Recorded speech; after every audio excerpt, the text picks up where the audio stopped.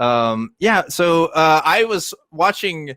I don't usually do this, Matt, but I was watching some chess stuff this past weekend because somebody was telling me about this big chess tournament and stuff. And I know you're like you're when I think of people who play chess, you're like the number one person in my life. I think I'm not good, but I'm not horrible, but I love to play, and I am a junkie.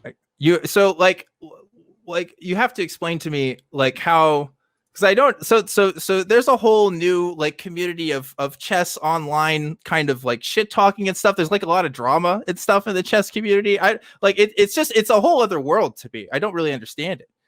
Do people really get that into it? People get heated? Oh yeah. I mean, right now, no, it won't make a lot of sense. Right now, Magnus Carlsen is world champion, and they just had basically the candidates tournament to figure out who is going to be his next competitor. And a guy whose name I'll get wrong, but we'll just call him Nepo because that's the short version of his last name, won that, and he'll be challenging Carlsen for world championship. There are serious grandmaster chess players who play in tournaments, and some of them are actually also serious players online. Chess is pretty big on like Twitch, and not just where you have like, I mean, I don't want to trash anybody. I love tons of streamers, Eric Rosen, John Bartholomew, Ginger GM, Ben Feingold, Nakamura, Gotham Chess, Botez Sisters. And it's not, when I say Botez Sisters, by the way, they do a little bit more than chess as well, but I love their chess stuff as well. Agadmator on YouTube. Chess is a big deal. The most recent drama that I heard about was something between Hikaru Nakamura and Chessbra, whose name I forget, and I apologize because he's legit. I mean, GM. That's amazing. I'm just not remembering it right now. They had beef, and somebody filed a copyright strike against him, and that turned into a bunch of back and forth. But there are chess streamers. I mean, Hikaru is on a team. He's one of the most popular, if not the most popular chess streamer, at least on Twitch, if not elsewhere. But there's great opportunities to learn and not just watch. I mostly play Bullet and a little bit of Blitz, and I don't have time to study, but I love playing. But you've streamed it before. I know you've streamed playing chess. But how come you're not in the tournaments, Matt? How come you're not competing? Well, that's going to change. So first of all, I don't play well enough to play in any serious tournaments, but there is the PogChamps tournament that is specifically designed for Twitch streamers. My friend David Packman played in it, and each basically they take a bunch of Twitch streamers and they give you a serious coach, a grandmaster, IM or something, and you play in a tournament. I want to play in PogChamps next year, even though I'm not great. I know some of the people who played in it. I watched a lot of it, so yeah, I would play in that because I'd love to have, any of the people I named. And my apologies to the other Eric, who I didn't name. Any of them, I'd be happy to have coach me and play in PogChamps. I'd love to do that. Eric Hansen. Thank you. I'm so sorry, Eric, because Eric is phenomenal. I'm like probably one of the best 4 or 5 online Blitz players I've ever seen. And I apologize for not that he's going to see this, but if he ever does. Yeah. Sorry. Yeah. Well, obviously lots of chess players are really big into Truth Wanted. It's very famous, cross audience there. Yeah, absolutely. No, really good stuff. I was thinking you were saying PogChamps, and I was thinking of Poggers, like the little circle things. No, Pog's like Twitch speak for play of the game. That's the Twitch thing. Yeah. But like, I just don't. I remember seeing those as a kid, but I don't really know. I don't know how that thing works. I know you like collect the little circles, right? And you do something with them. I was too old for Poggers or whatever. So yeah. So we're both the wrong. So I was too young and you were too old. So I guess we can't comment on it competently. That's what happens when you do a show with someone who's been doing shows since you were in fucking 4th grade. I guess so. I guess that's what happens. I don't know. I just think it's funny. It's a funny, like the idea of that I was sitting in class, like learning how to divide while you were like going off on somebody on the air. Is like just a really funny mental image. I don't know. But no, it's cool. It's great that you've been doing the call-in game for a while. You like still at it, like still. I don't know. Like, do you ever get tired of it? Do you ever think that like you don't want to do it anymore sometimes, or like you've been doing it so long? I just wonder. No, and actually, I'm doing more than ever. Yeah, that's true. Granted, I'm doing your show today. Right. I do Atheist Experience most Sundays, but we have a great team, and we've added, Dave Warnock to that team, and Mandisa is not a regular co-host, but we're going to be getting her in the mix as much as we can. And there's, great people who I trust, and I don't have to be on every week, but I love it. Yeah. So I do Atheist Experience. I do the Hang Up. I'm starting a new show also on the Line Network that is primarily debate focused. Just a 1 hour. Hey, did you think you didn't get a fair shake during the more rapid fire Atheist Experience Hang Up stuff, and you want to have just a one-on-one?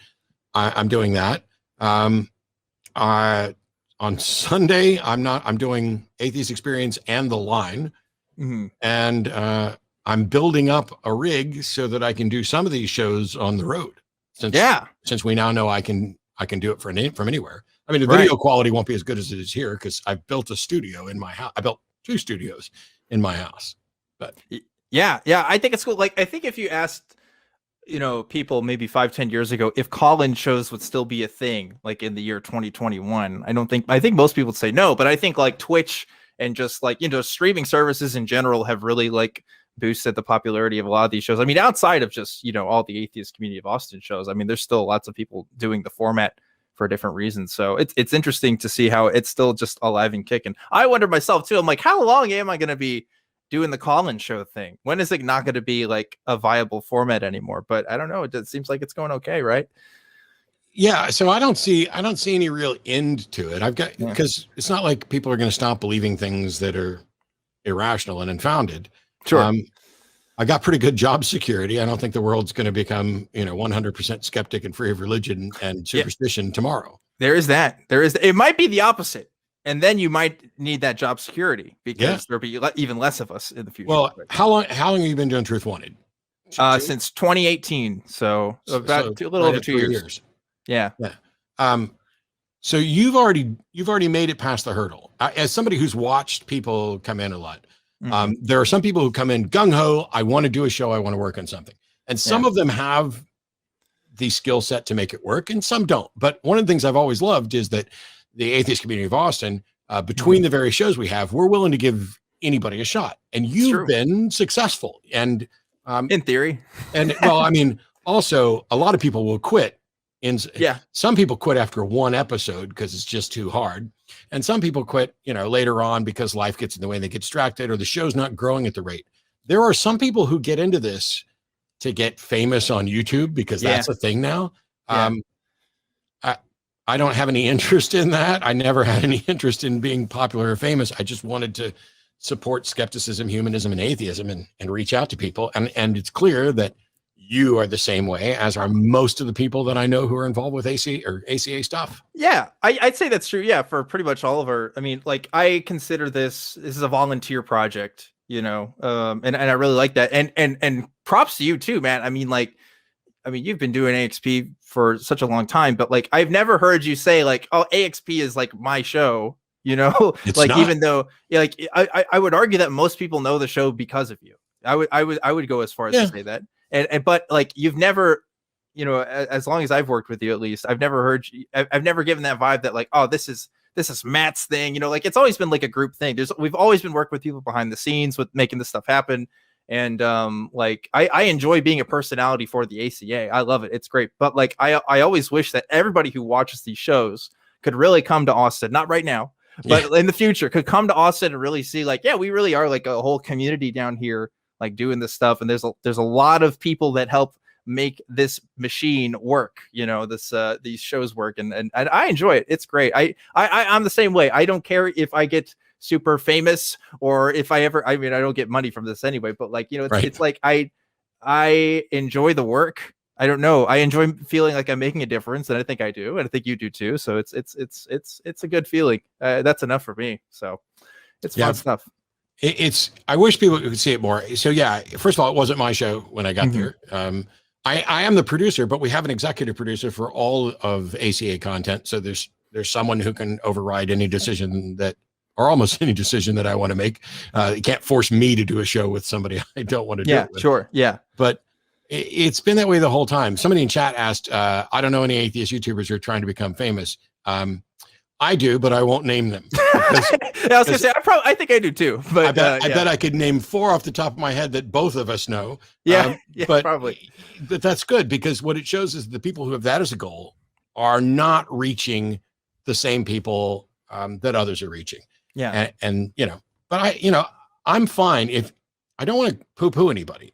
I mean, if you're out there doing good work, I want you to make money. I want you to, let's get as popular as you can because you're doing good work. Yeah. It's about for me, it's about the goal. There's a reason I didn't monetize my personal YouTube channel because I didn't want to seem in any way to be financially benefiting from the work that I'd done volunteer at ACA. The other thing is that as soon as you monetize, there's a perception that you're just in it for the clicks and everything else. And I wanted to have, granted, I was never going to monetize YouTube, but I will now. And I'm okay with it because I donated all of my free time, all of my vacation time, all of my life savings to build a lot of this stuff up. Yeah. So yeah, if I make $1 every now and then, I no longer feel guilty about it at all. Right.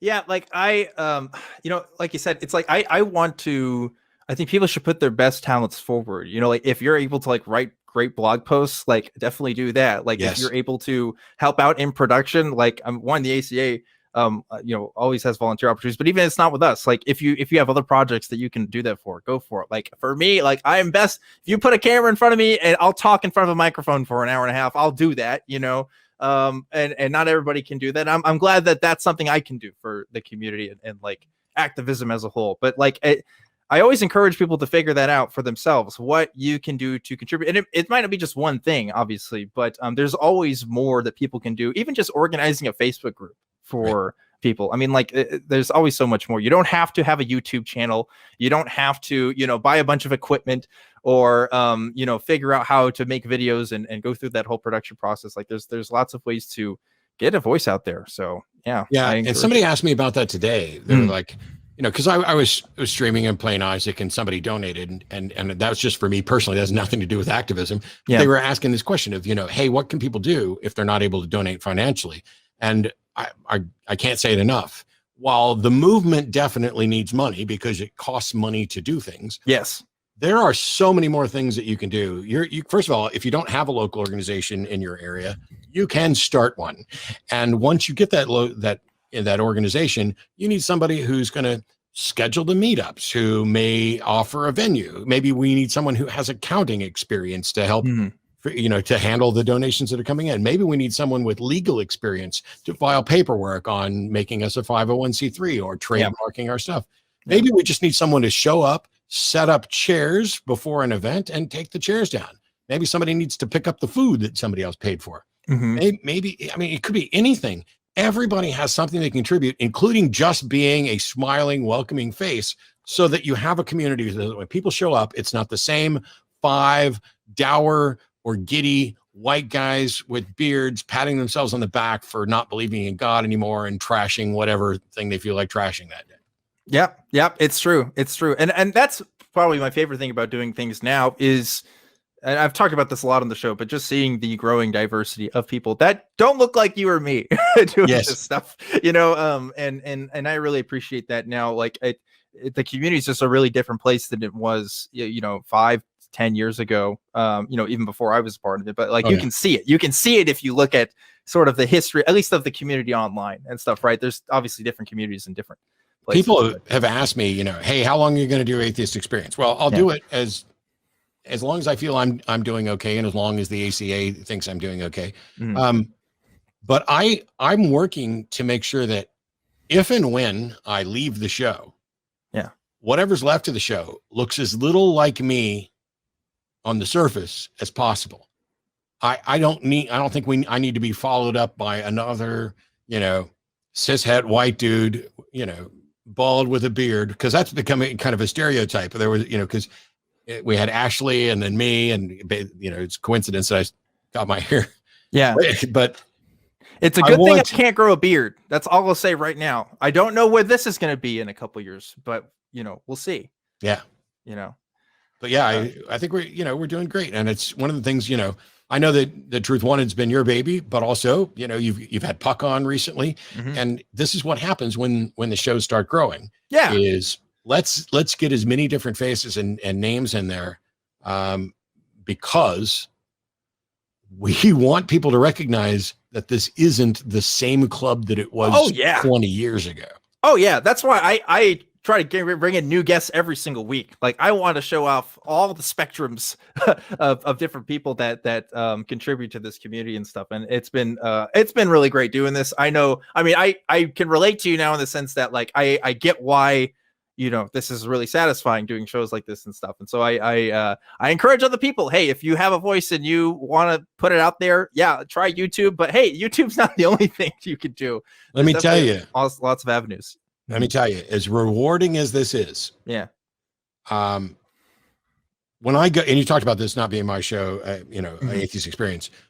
When I started going out on the road to do lectures and debates and conventions and stuff, I would hear from people at every single event. Yeah. Oh my goodness. Thank you guys so much for what you do. You know, you saved my life. You changed my life. You changed my mind.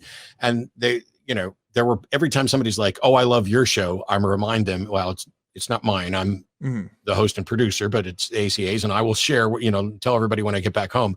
I've been the fortunate one to go out there and, you know, speak. I also made sure that, you know, like Tracy went out and did events with me along with Sarah Hayter and others.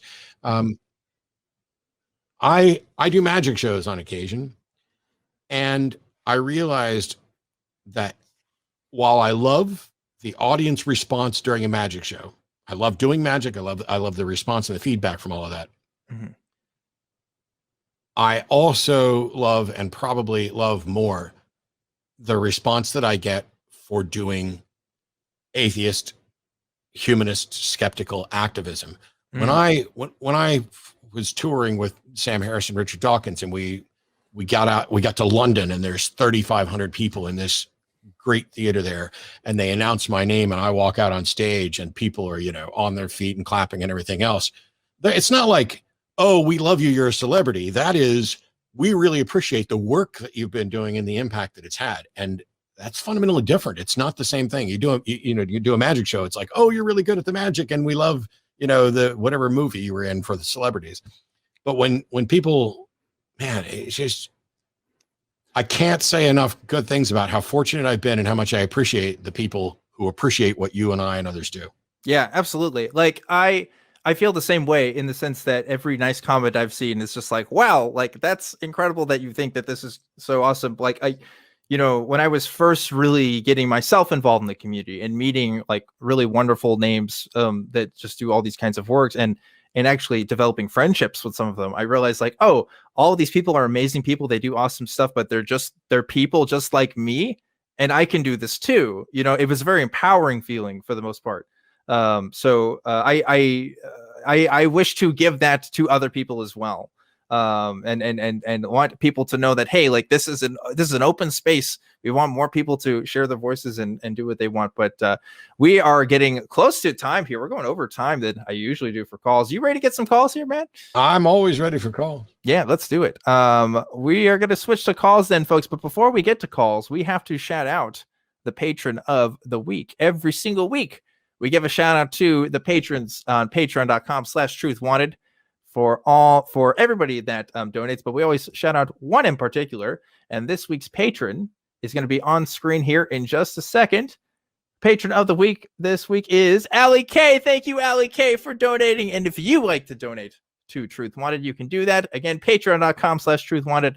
I want to give a special thanks to everybody that donates, but thank you, Allie K, especially this week for doing that. Really appreciate it. And now it's time to get to some calls. You ready for some calls, Matt? I am.